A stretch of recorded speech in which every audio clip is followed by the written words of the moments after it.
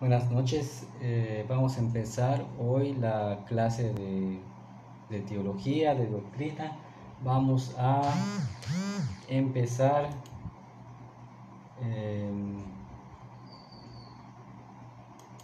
en el capítulo 11 del libro, capítulo 11, que se llama El hombre en su estado original, capítulo 11. Vamos a comentar algunas partes de este capítulo, algunos textos.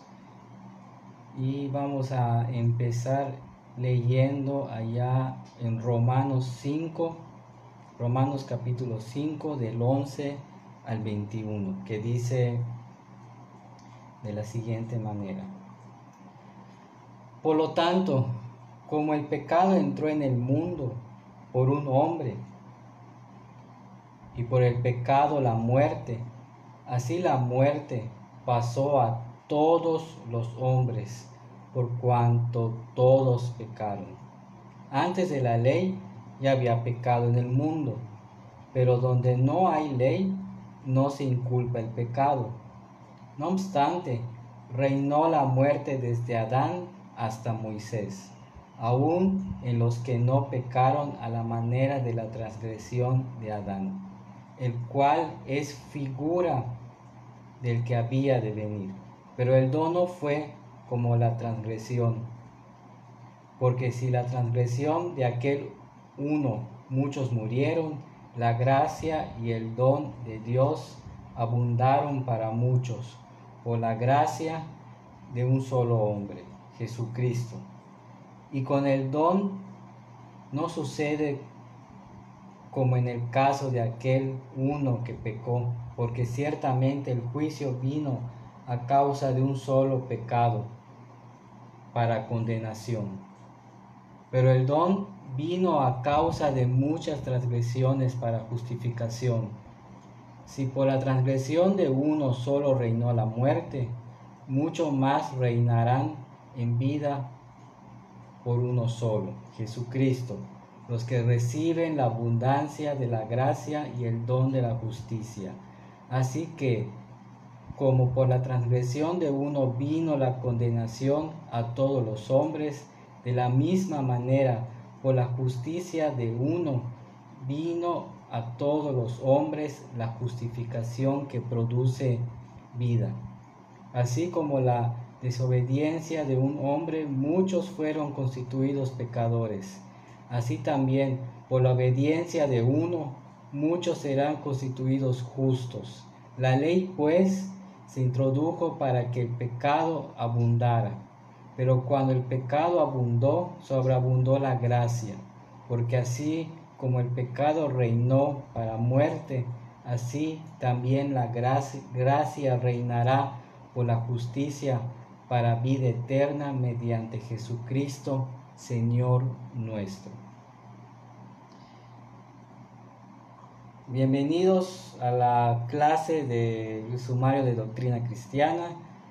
Bienvenidos todos los que me están viendo, los que me están escuchando. Vamos a estudiar hoy este tema que se llama el hombre en su pecado original, o también se podría llamar el pecado original. Esta parte de Romanos 5, que abarca más de 10 versículos, es un poco larga y se requiere una lectura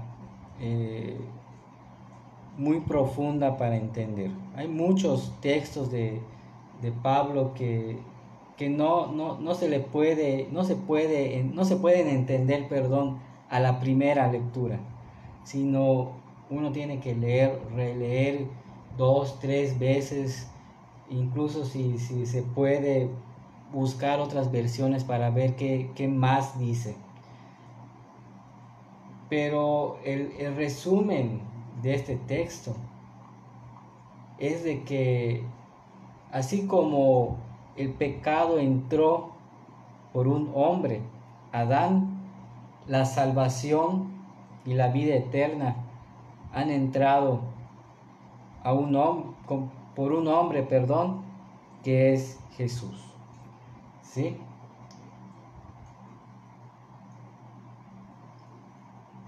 Hay otro texto más corto del Antiguo Testamento que viene a complementar un poco lo que dice Pablo.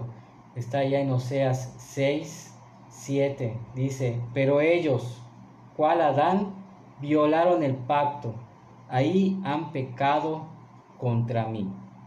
Aquí el contexto de Oseas 6 es de que Oseas está acusando al pueblo de Israel por su desobediencia, y por eso dice, por eso ellos, pero ellos, cual Adán, violaron el pacto, ¿no?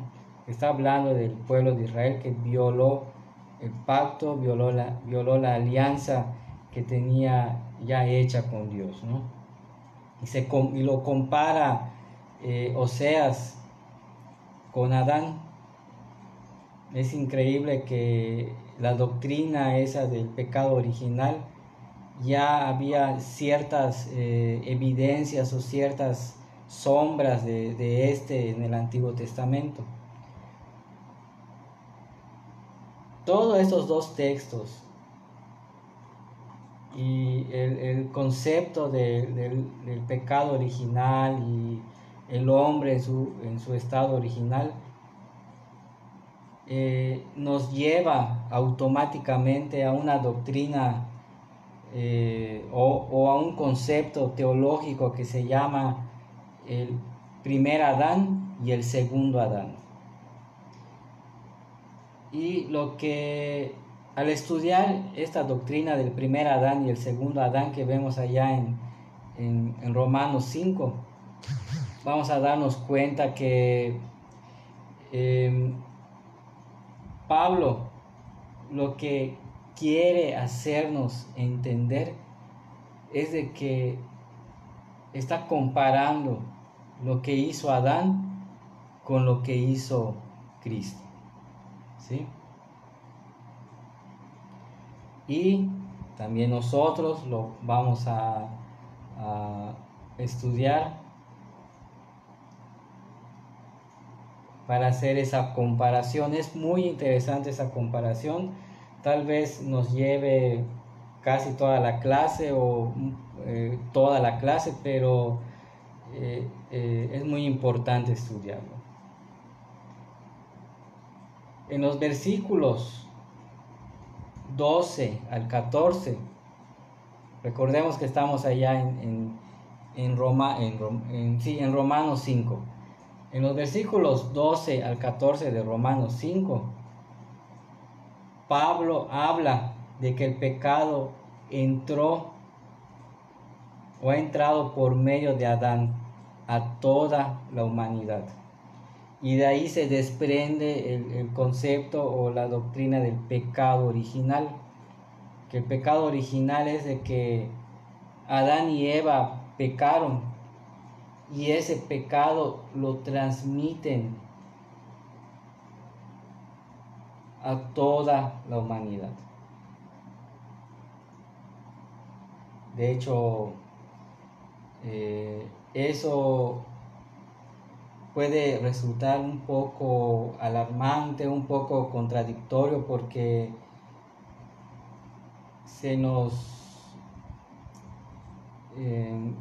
nos hacemos bolas, ¿no? O no podemos entender cómo es que un recién nacido ya tiene el pecado. No lo podemos entender, pero si vemos cómo se desarrolla el niño ya cuando es adulto, nos damos cuenta que siempre el ser humano tiende a hacer cosas malas desde muy chico. Y eso es a causa del pecado original, a causa del pecado que cometieron nuestros primeros padres, Adán y Eva, allá en el paraíso, de que desobedecieron a Dios, y una de esas consecuencias es de que ese pecado iba a ser transmitido a todas las generaciones. Pero Pablo, en el versículo 15, quiero que tengan sus Biblias leyendo allá en Romanos 5. Pablo en el versículo 15 nos da a entender y nos explica que la redención es dada por medio de un solo hombre, Cristo. ¿Sí? Y allá empieza toda esa doctrina en los versículos 12, 13, 14, 15. Pablo habla de esa doctrina. En los primeros versículos, como les dije, habla de que por un solo hombre entró el pecado. Versículos 12, 13 y 14. Y en el versículo 15 es la contraparte, que por medio de un hombre hay salvación.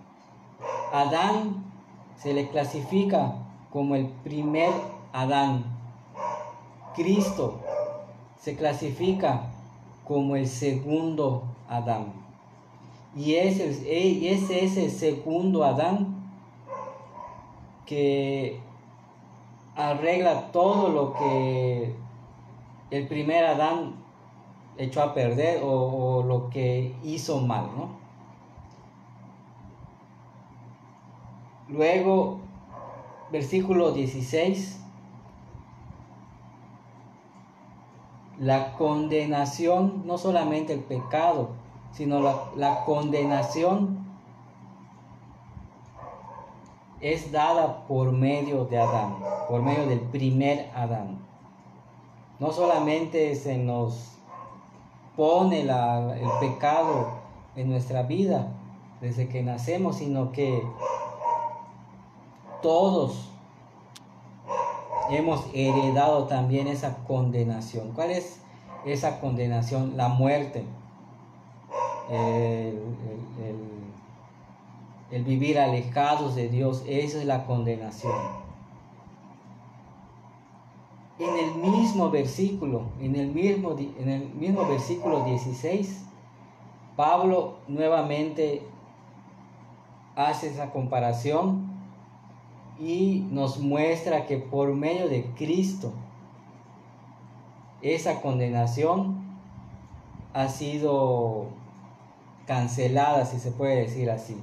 Y por medio de Cristo, en lugar de ser condenados al infierno, somos salvos por Él. ¿Sí? Recordemos, el primer Adán da condenación. El segundo Adán, Cristo, da salvación. Versículo 17. ¿Sí? Versículo 17. Para los que están llegando tarde, estamos estudiando Romanos 5. Romanos 5, versículo 17. Aquí también vemos dos cosas. Y también Pablo hace la comparación. ¿Qué hace Adán? ¿O qué hace el primer Adán? El pecado reinó por la desobediencia de Adán. Peca Adán, peca Eva, y a partir de ese momento hasta la venida de Cristo, el pecado reinó en todo el mundo por esa desobediencia. Fue una época oscura, fue una época que si nosotros estudiamos la historia de las culturas en ese tiempo, había mucho paganismo, había mucho libertinaje en muchos o en todos los aspectos. Había una manifestación superior a la que vemos ahora de cosas demoníacas, ¿no? Como por eso vemos allá en los evangelios cómo muchas personas estaban poseídas por el demonio. O sea, el pecado antes de Jesús reinaba todo el mundo, ¿no? Por la desobediencia de Adán, por la por todo eso, reinó el pecado, ¿no? ¿Qué hace el segundo Adán? El segundo Adán, Cristo. Allá mismo en el 17 vemos que la gracia y la bondad de Dios reinan ya a partir del sacrificio de Cristo. Y ya el pecado o Satanás ya dejan de reinar, ¿sí? El primer Adán, con el primer Adán reinó el pecado, la desobediencia. Con el segundo Adán, Cristo, reinó la gracia y la bondad de Dios. Con eso no estamos diciendo que la gracia y la bondad de Dios no hubo allá en el Antiguo Testamento. Sí hubo. Pero también había muchas manifestaciones del mal. Y tampoco no estoy diciendo o no podemos concluir diciendo de que el pecado ya no existe. Sí, aún existe. Lo que no existe es de que los que son salvos ya no son condenados. Pero eso no quiere decir de que nosotros ya no pequemos. Todos seguimos tentados a hacer lo malo. Pero nosotros como hijos de Dios, como personas que ya hemos sido salvadas por Él, ya tenemos la gracia y la bondad de Dios. ¿Sí? Versículo 18. El pecado, como dice Pablo, el delito de Adán, ¿qué ocasionó? Ocasionó condenación. El delito de Adán produce condenación. La obra de Cristo produce salvación. Igual, dos comparaciones, dos cosas que van de un extremo a otro, ¿no? El primer Adán, por su desobediencia, produce condenación. El segundo Adán, por su obediencia a Dios, produce salvación. ¿Sí? Versículo 19. Vamos en el versículo 19. Por la desobediencia de Adán somos pecadores. Ya lo había dicho Pablo, pero lo repite para reafirmar esa idea, ese concepto, ¿no? Versículo 19, por la desobediencia de Adán somos pecadores. ¿Cuál es la contraparte? Por la obediencia de Cristo somos hechos justos y obtenemos salvación. Ya lo vimos, ya lo estamos viendo, perdón. Primer Adán desobedece y por eso somos pecadores. El segundo Adán obedece y por eso sí seguimos siendo pecadores, pero ya tenemos la justificación dada por Dios. Ya tenemos la salvación dada por Dios. Vamos a seguir. Versículos 20 y 21. Igual es una repetición de lo que Pablo dijo anteriormente. Por la desobediencia de Adán el pecado reinó. Eso ya lo había dicho Pablo en el versículo 17, pero lo repito otra vez. ¿Qué hace el segundo Adán? ¿Qué hace Cristo? Por la obediencia de Cristo, la bondad de Dios reina y obtenemos salvación. ¿Sí? Ese es el análisis de los versículos 12 al 21 de Romanos 5, ¿no? Vemos esa comparación que hace Pablo con el primer Adán que desobedeció y el segundo Adán que es Cristo, que obedeció.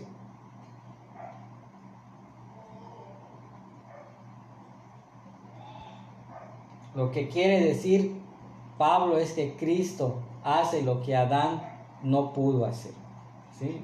Podríamos resumir todos estos 10 versículos en eso.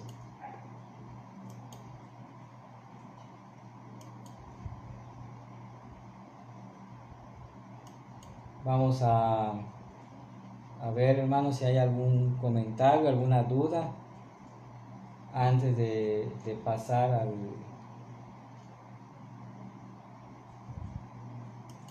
al siguiente tema.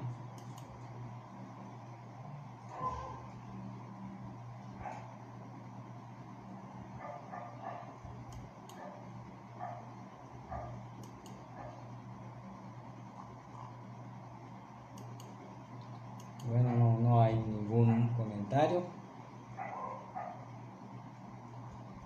En el libro de sumario de doctrina, hay una parte que habla acerca de los elementos del pacto de obras. Recordemos, estamos en el capítulo 11. Aquí el escritor habla acerca de 1, 2, 3, 4 o 5 elementos del pacto.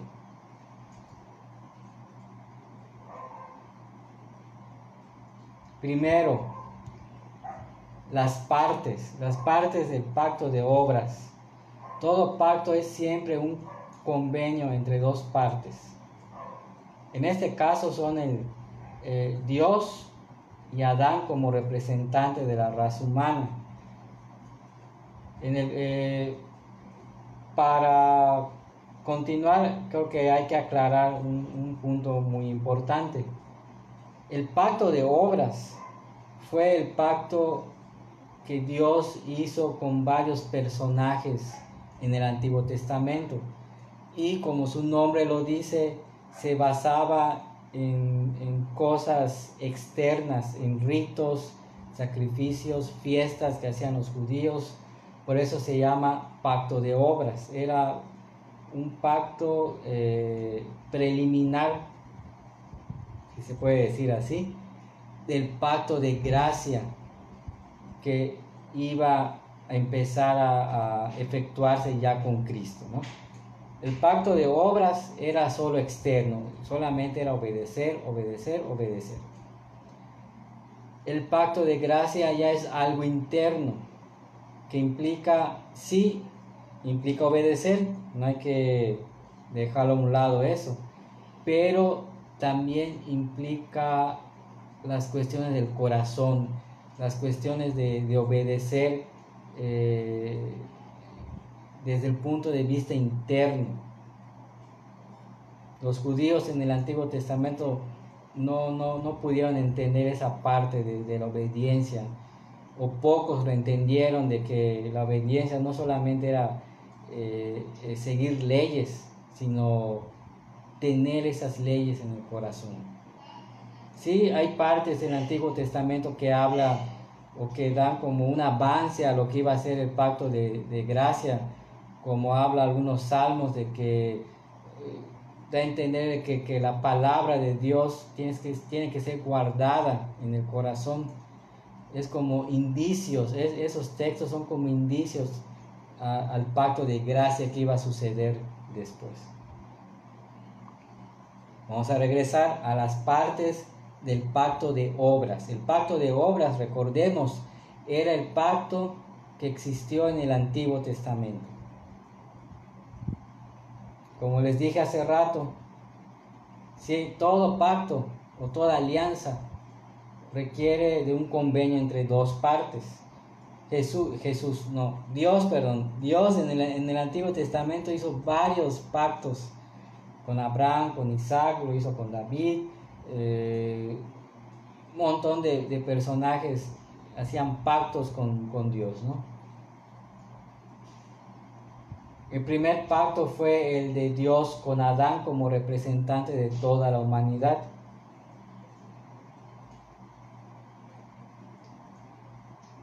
Entonces ahí vemos las dos partes, Dios y Adán. La promesa del pacto es una promesa de vida en su más alto significado, vida por encima de toda posibilidad de la muerte. Esta vida es la que ahora los creyentes reciben por mediación de Jesucristo. ¿Sí? La promesa del pacto, o todas las promesas de los pactos que Dios hizo con los personajes, con algunos personajes del Antiguo Testamento, era eso de una promesa de vida, pero una vida más allá de la muerte. Desgraciadamente, como les dije hace rato, no se entendió bien ese significado de la promesa del pacto. Y como dice acá el autor, es hasta ahora, o hasta en el momento que Cristo empieza a tener su ministerio, a vivir acá, que nosotros como creyentes recibimos esa promesa por medio de Cristo. ¿Sí? Como siempre afirmo, no quiero que se confunda, ¿no? Esa promesa del pacto no se entendía bien en el Antiguo Testamento. Pocos personajes lo entendieron, y es hasta que viene Cristo que se entiende más, ¿no? O se entiende más bien mejor.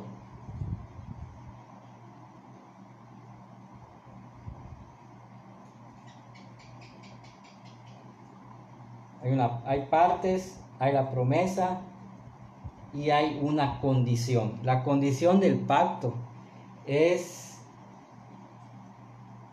tanto en el pacto de gracia tanto como el pacto de obras como en el pacto de gracia. La condición es la obediencia absoluta. El mandato positivo de no comer del árbol de la ciencia del bien y el mal era ni más ni menos una prueba de la obediencia. En el pacto de obras, la condición era obedecer, pero desde Adán no se supo obedecer de una forma adecuada, porque Adán y Eva comieron del fruto prohibido y pecaron, pero esa condición aún seguía dentro del pacto de obras. Pero volvemos a lo mismo, los israelitas no entendieron al 100% que esa condición de una obediencia absoluta no implicaba no solamente obedecer por el simple hecho de obedecer,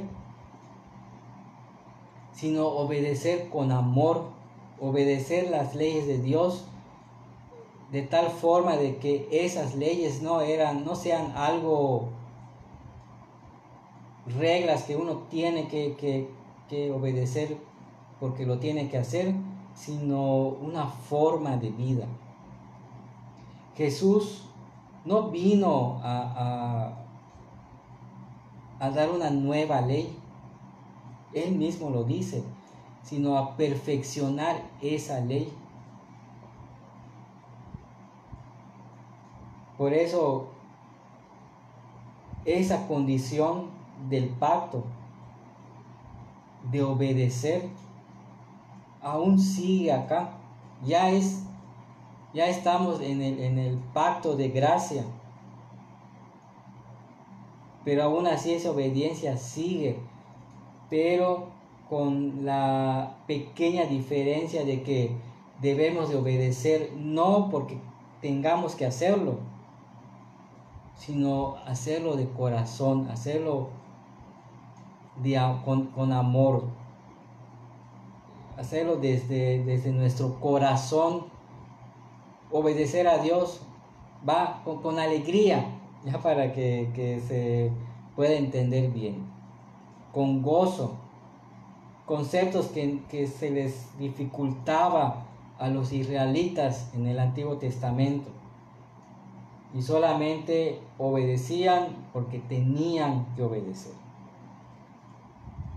como una regla que tienes que hacer, ¿no? El castigo era la muerte en un sentido más amplio, muerte física, espiritual y eterna. Esto es, no tan solo la separación del cuerpo y del alma, sino también la separación del alma y Dios.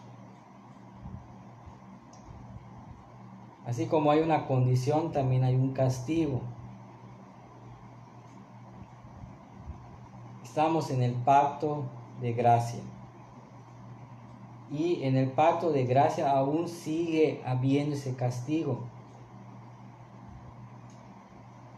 Por eso el escritor dice que el castigo es la muerte, pero en un sentido amplio. Y por eso, si analizamos cada uno de los pecados que pudieran existir o los que hemos hecho,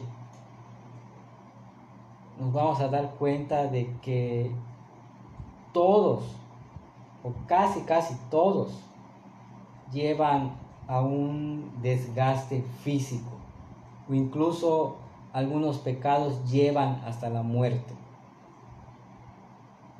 Porque muchos de los pecados que a veces uno comete, una de las consecuencias es alguna enfermedad, y luego esa enfermedad te puede llevar a la muerte.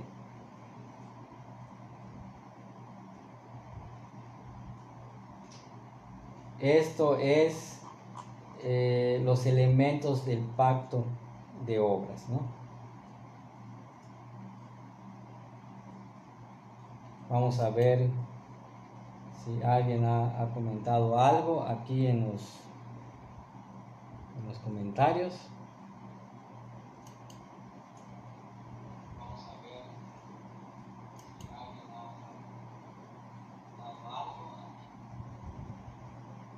Va un poco lento el internet el día de hoy.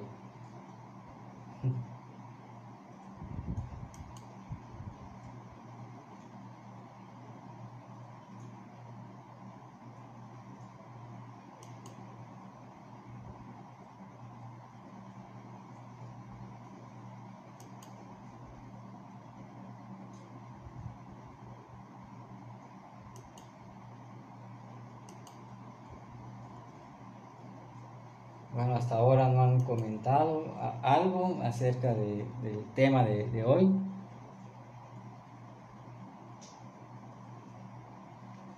Hay que recordar que todo lo que dije hace rato es con respecto al pacto de obras. Pero hay que recordar que bueno, en teología se habla acerca de la antigua ley y de la nueva ley, que también va muy de la mano con el pacto de obras y con el pacto de gracia.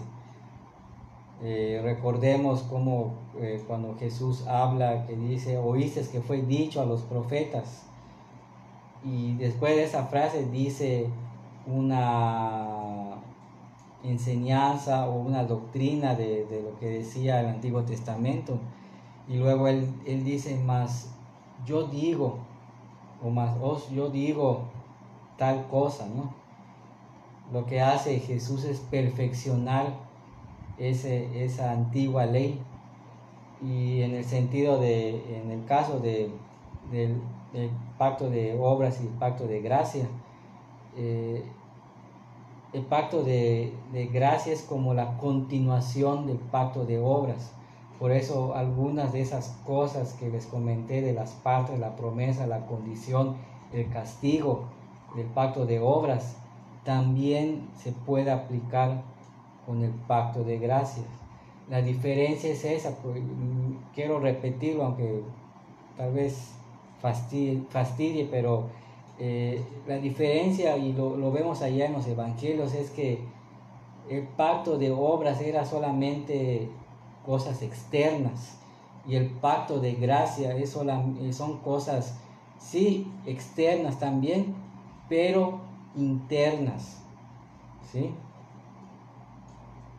Por eso Jesús dice que Él vino a perfeccionar esa ley, ¿sí?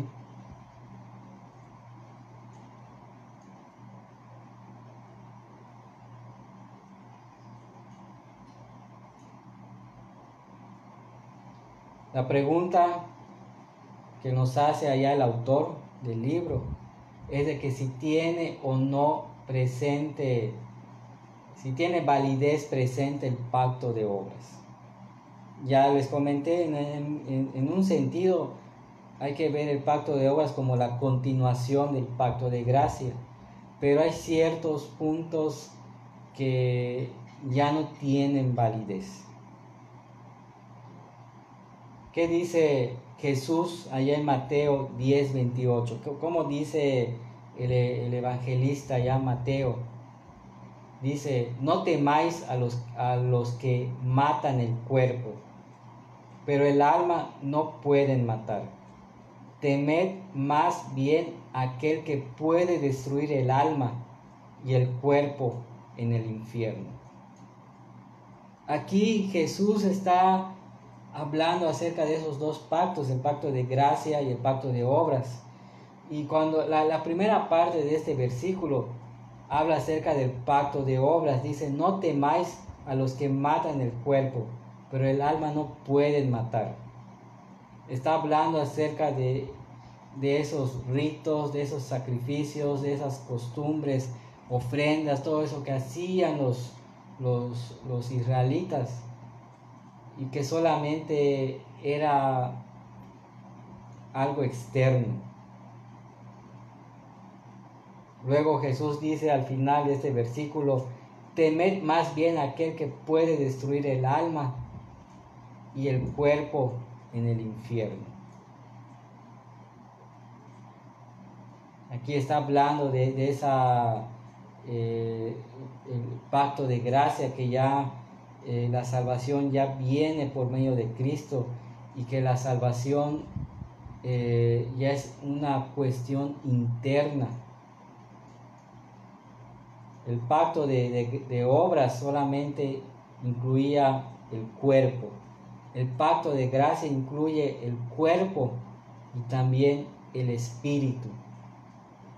Por eso dice acá, temed más bien a aquel que puede destruir el alma y el cuerpo en el infierno. Se está refiriendo a Dios. Se está refiriendo de que ya sea la salvación o la condenación de una persona, es algo integral. ¿Sí? Que si Dios salva tanto el cuerpo como el espíritu. Y si Dios condena tanto el cuerpo como el espíritu. Por eso dice, temed más bien a aquel que puede destruir el alma y el cuerpo en el infierno. Romanos 8:10 dice así, pero si Cristo está en vosotros, el cuerpo en verdad está muerto a causa del pecado, pero el espíritu vive a causa de la justicia.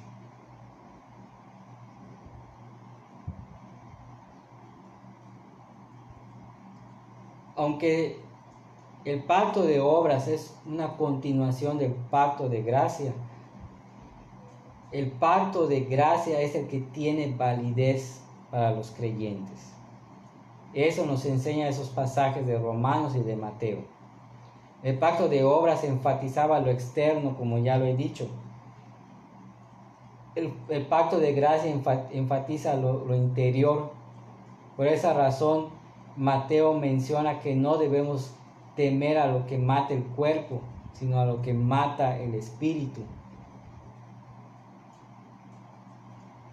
Pablo en Romanos extiende este tema y nos recuerda que por medio de Cristo somos salvados del pecado, y por esa razón todos los ritos externos que implicaba el pacto de obras ya no tienen validez. ¿Sí? Por eso en ese sentido, el pacto de obras ya no es válido o ya no nos interesa a nosotros.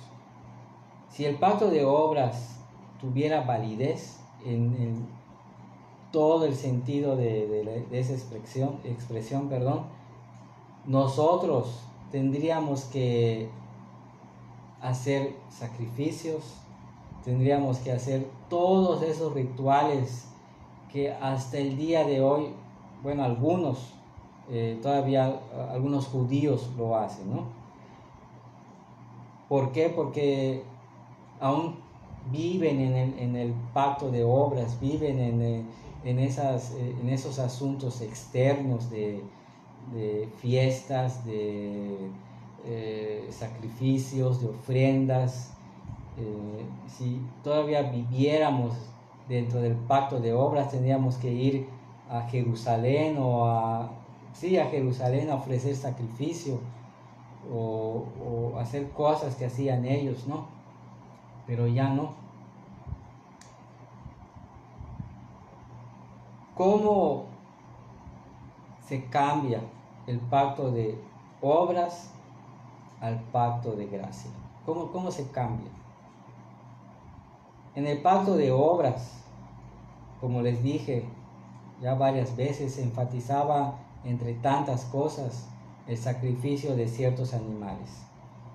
Si tú cometías algún tipo de pecado, tenías que ir y dar ofrenda en el templo, y la ofrenda requería sacrificar un animal por cada pecado. Según el pecado, alguna paloma, un borrego o algo, lo que según la ley de Moisés estipulaba, ¿no? Y la ley de Moisés era muy específica, lo vemos allá en el Pentateuco, ¿no? Que hay varias partes que habla acerca de que si tú cometes cierto pecado o cierta falta, para que seas perdonado tenías que sacrificar cierto animal, ¿no? Y en los tiempos de Jesús aún existía eso.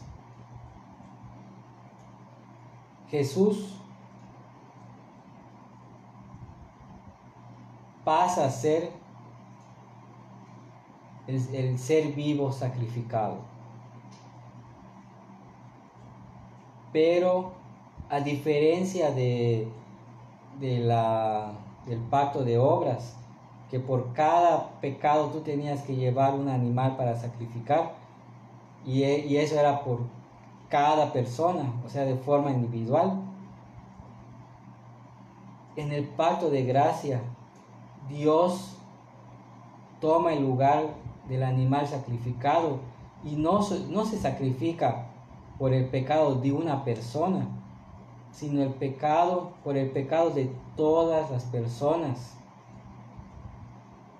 que serán salvas o que han sido salvas. Con ese sacrificio ya el pacto de obras cambia y se vuelve el pacto de gracias. ¿Por qué? Porque ya no se necesitan más sacrificios. Ya con la muerte y la resurrección de Cristo, ya es el último sacrificio que Dios pide a los creyentes. Por eso allá en los evangelios se narra cómo el velo que dividía el lugar santo con el lugar santísimo se rasga, y era un velo, era como una cortina pero gruesa, con una tela gruesa, tan gruesa que no dejaba pasar luz al lugar santísimo. Y ese lugar santísimo, desde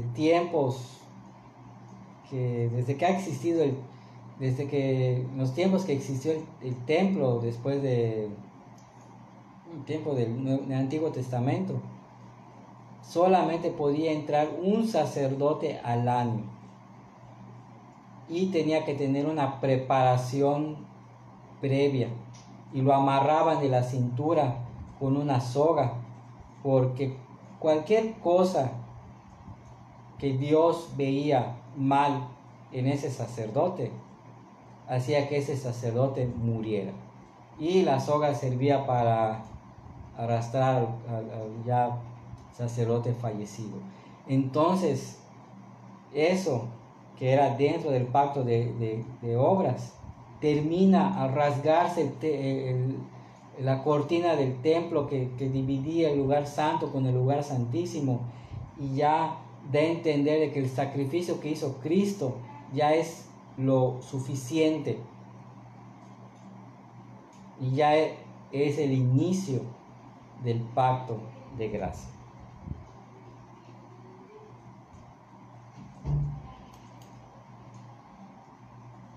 Vamos a ver si hay algún comentario.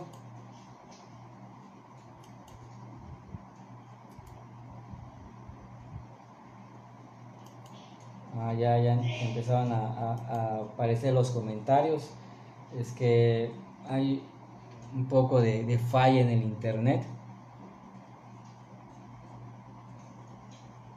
La hermana Conchi pregunta que si los sacrificios del cordero hechos en el Antiguo Testamento es considerado como la tipología del sacrificio hecho por Jesús en la cruz. Sí, sí se considera, ¿no? Como, bueno, en forma general, todo el Antiguo Testamento es una preparación de lo que iba a venir, ¿sí? Los sacrificios que menciona la hermana, sí, son como una muestra. Los teólogos lo catalogamos como sombras, ¿no? Como algo un poco oscuro que nos muestra un poco lo que iba a suceder. En el caso de los sacrificios hecho con animales, era una preparación o una muestra de lo que Jesús iba a hacer allá en la cruz. De hecho, hay varios, como se llaman, como tipos de Cristo, que tenían ciertas características del Jesús del Nuevo Testamento. Por ejemplo, Moisés, por ejemplo, David, Salomón, por mencionar algunos, que muestran, Josué también, muestran ciertas características de liderazgo, de sabiduría, ¿no? De lo que iba a ser Jesús. Es como una muestra de lo que iba a pasar en el Nuevo Testamento. Y la respuesta es sí, sí es una tipología, es como un preámbulo a lo que iba a suceder. Bueno, los demás no han comentado nada, así que creo que está muy sencillo este tema, muy explicado.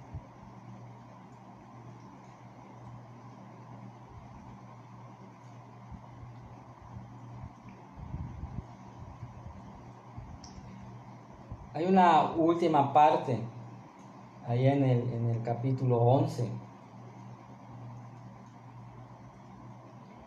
en el apartado que dice, ya en el final, en la última página del capítulo, dice: para estudio bíblico adicional. Hay varias preguntas, yo escogí una: el dominio del hombre sobre el resto de la creación es asimismo parte de la imagen de Dios. Lo voy a volver a repetir porque es un poco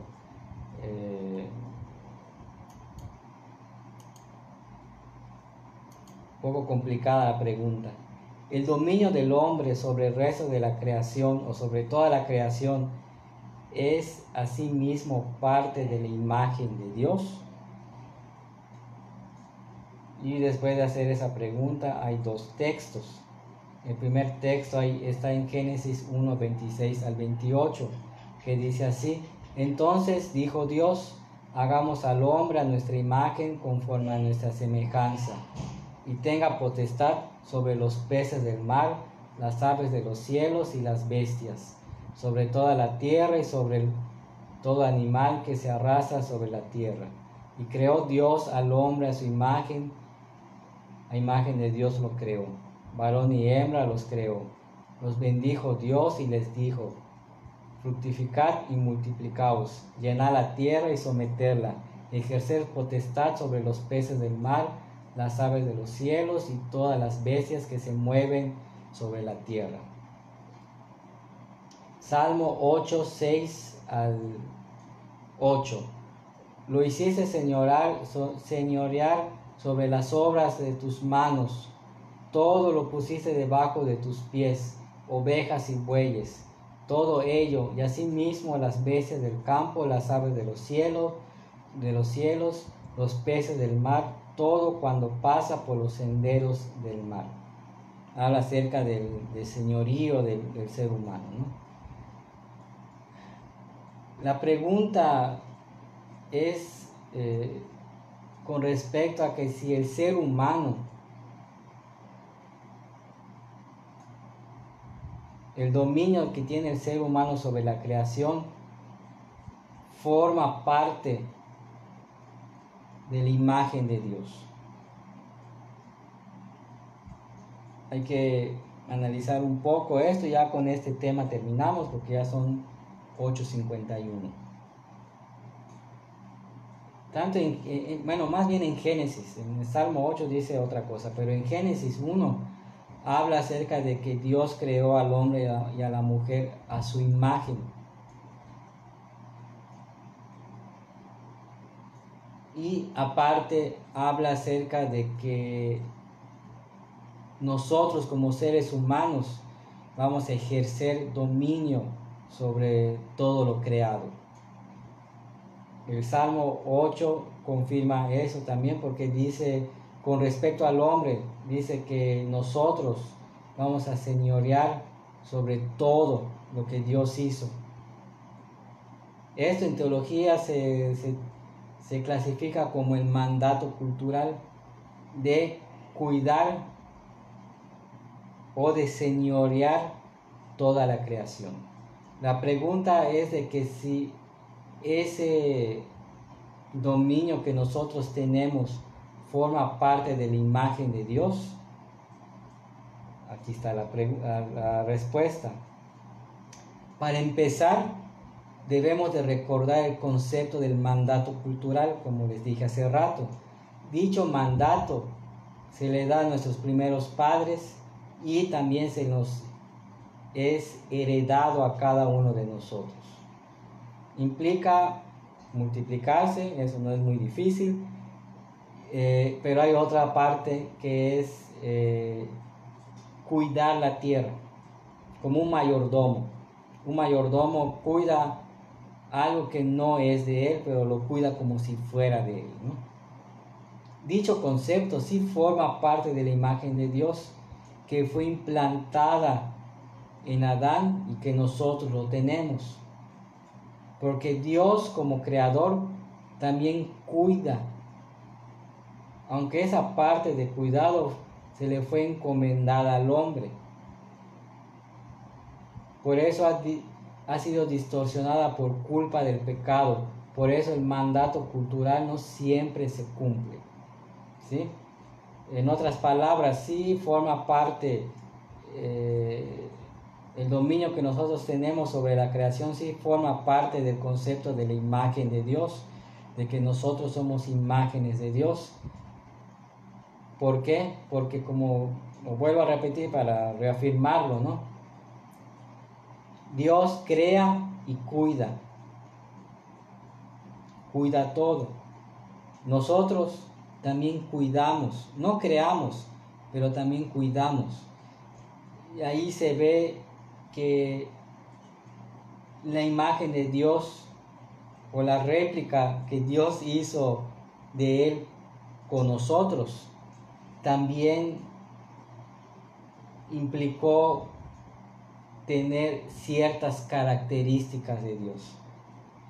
Y eso nos hace retroceder al tema de los atributos de Dios, los comunicables, que son el amor, la bondad y todo lo que Dios tiene, y también nosotros tenemos, y los incomunicables que solamente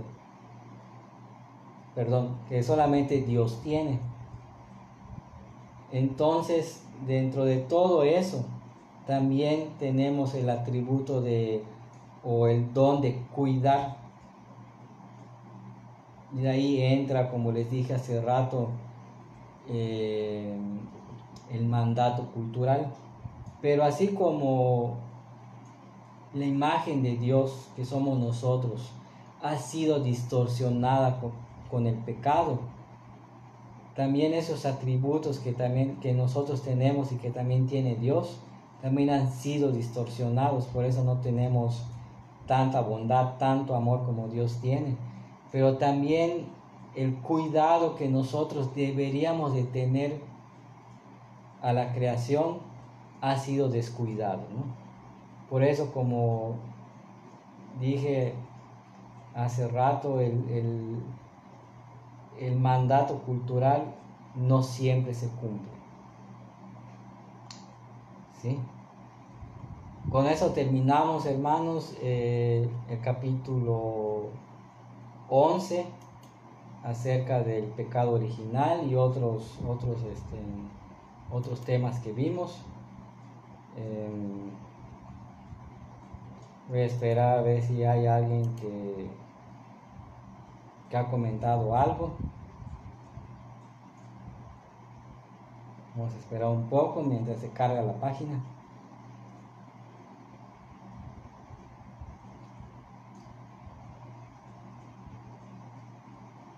Bueno, no hubo comentarios, entonces les agradezco que se hayan conectado, los que se conectaron, y recuerden que hay la opción de ver la clase después. Nos vemos mañana a las 6 en la segunda clase de hermenéutica. Buenas noches, hermanos, hermanas, y que Dios les bendiga.